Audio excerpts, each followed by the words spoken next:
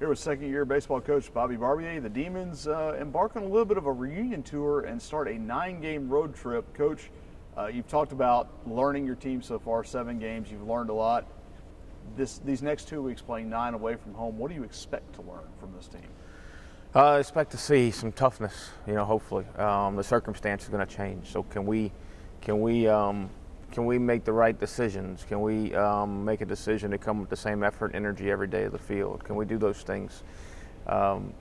Looking to see, playing on different surfaces. We're going to be on, all turf, which shouldn't affect us much at Tech, and then over in Little Rock, a natural surface. So it's just seeing, having guys compete when the circumstances change and when it doesn't feel, when you don't get to sleep in your bed and all those things. So shouldn't affect us at all, you'd like to say, but it's something that we need to see, before. I mentioned it's going to be almost like a little reunion tour with these coaches. Mm-hmm. You've got Lane Burroughs at Louisiana Tech, who obviously brought you back here a couple of years ago. You've got Chris Curry at Little Rock, who you're good friends with. And then looking ahead to next week, we won't really talk about that, but Rob Childress at Texas A&M, a former Demon pitching coach. So obviously it says a lot for the coaching tree here, but I know with those guys you have relationships, and it doesn't really change things, but it does make it a little more interesting. Yeah, it doesn't change anything on our end. Maybe a little bit as far as Lane knows how I call pitches, and I know how he likes to run the game. So maybe some mind games a little bit there, but not anything. Baseball is not a sport to where you lose your defense coordinator and he's on the other team and now you know whatever defense he's going to run. It's a sport of individual competitive things. When that pitcher's competing against that hitter, Lane and I have very little to do with it. So it'll be fun to see him. It'll be fun to see Lane. It'll be fun to see Chris. We've been good friends, and Rob also. So it shouldn't change too much dynamic of the game. I know Lane will be excited. Us coming up there for the first time. You played against Louisiana Tech when you were here, and that's always a good rivalry, no matter the sport. Do you have any memories of playing against those guys when you were here? Always liked to play them because they're a really good park to hit in. And, I thought I'd have a good chance to hit a homer when I went over to play those guys.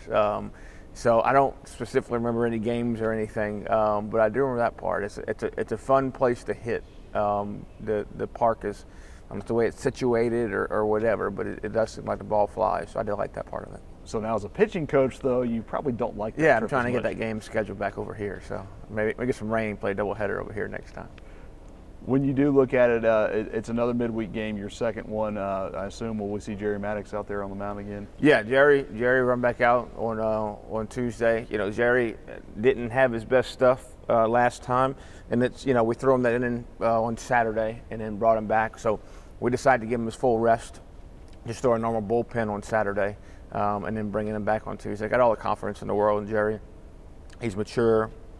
He knows how to handle not pitching well and then bouncing back. And I think if Jerry competes and executes his pitches, he'll be fine.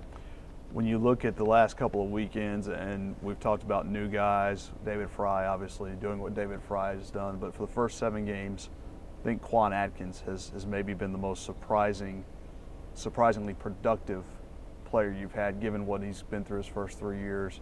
What do you think has changed for him early this season? Well, I think it's surprising for everybody who doesn't come to practice. It's surprising for everybody who just sees his game at bats from last year. Quan has always done really well in the fall and early spring before, and for whatever reason, it hadn't really worked out the way he wanted or anybody wanted in the springtime last year. But that's what we see in practice. And it's just, baseball is just a sport where you got to give guys time. And everybody needs a different amount of time. But Quan's a tremendous athlete. He runs balls down left and right. When he moves the ball and puts it in play, he's going to get a hit half the time because he just runs so well, and he's really, really committed to doing the things that Coach Dugas has asked him to do as he's come back for football. And I think taking that break of baseball in the fall and concentrating on football and then coming back, I think that actually helped him. I think in our sport, especially with the younger kids, we can get bogged down by just so much playing all the time. They want you to play in the fall and then play 60 games in the spring, and they want you to go out and play summer ball for 70 games, and it can be a lot for especially a young kid. So really proud of Quan that he stuck with it. It'd been really easy for him to not have the attitude he comes to the park with after last year. every day. So proud of him for sticking with it and sticking with what Coach Dugas is really trying to do with him. So as much of it was a physical break, it had to be a mental break as well for him. No doubt, no doubt. And I think more guys need that. I think more guys need that sometimes, especially as they get older in their career and they've just done it over and over and over again. We have a culture in baseball where, we play travel ball and guys go play, countless numbers of ball games. At some point we need to build the athlete. In the younger generations, and building the athlete is letting them play football and letting them play basketball and letting them play these other sports to where they can learn how to compete in a different way.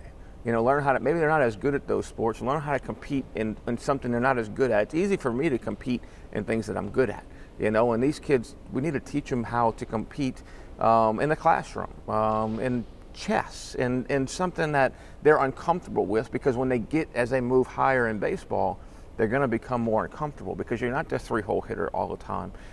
You're not the best pitcher. You don't throw 90 miles an hour by them anymore. So letting them compete in something that they might not be as good at, I think, is good for our sport as a whole. You talked about a veteran. Let's talk about a young guy, Robert Burke, who did about what you said. And he's a young guy who's going to take some innings. Like you said, the first couple of weekends, he looked not necessarily like a completely different pitcher from his first weekend, but even on a day short of rest, turned in his best start and really looked good Sunday. Yeah, I was very proud of Robert. I was proud of there in the fourth inning, we get 2 quick outs, and they get 3 hits in a row to score the run. And that's what we tell our guys. Hey, if they get 3 hits in a row, well, good for them. Congratulations. And let's get the next guy out, because it's tough. It's hard to get 3 hits in a row. I thought he had good stuff. I thought he held his stuff longer than he did the first outing, which is good for him moving forward. So hopefully we can build on that to where he can hold his stuff. Like most young pitchers, his pitch count gets way up, and we got to try to find a way to limit that and pitch to more contact early in the count. But he's going to be a good one for us, and it was good to see him get better. Now, if we can make that next step of getting better, now will we have setbacks? Probably so, but it's keeping a good attitude through that and getting better every single week. As we look ahead toward the weekend, it's another place that is a very hitter-happy area. We saw that last year in the midweek up there. But you'll play these guys 4 times. How did that come about, playing up there and then playing here later against Little Rock? Well, midweek games are tough. So we're 3 games up there this year. There are 3 games down here next year, and then we agreed to switch out on a midweek game to go the opposite one. So scheduling is not easy. It's not easy to fly into here. It's a lot easier to fly into Little Rock.